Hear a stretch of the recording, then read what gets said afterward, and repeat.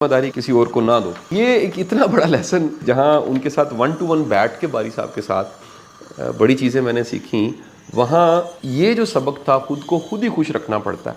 ये जिम्मेदारी हम जब दूसरों को देते हैं तो फिर क्या होता है, तो मैंने इस मौजू पे ना सोचा बातचीत करें। एक रिसर्च आपके साथ पहले तो शेयर करूं। रिसर्च ये बताती है कि हालात पे आपका इख्तियार है ना, जो आपकी ज़िंदगी में सारे हालात होते हैं, रिसर्च ये बताती है कि वो इख्तियार सिर्फ 10% होता है और आपका खुद पे इख्तियार 90% होता है। प्रॉब्लम ही होती है हमारे साथ कि हम अपनी खुशी को कंडीशन कर लेते हैं हालात के साथ, और हालात पहले ही मैंने बता दिया उन पे इख्तियार सिर्फ 10% है। इसका मतलब ये हुआ कि खुशी पे इख्तियार आपका कितने परसेंट हो गया, वो खुशी पे इख्तियार आपका 10% हो गया। जब इख्तियार ही 10% है तो खुश होने के चांस 100 में से सिर्फ 10%। लेकिन अगर आप हालात को जरा एक साइड पे रखें, लोगों को, इर्द गिर्द के माहौल को, सब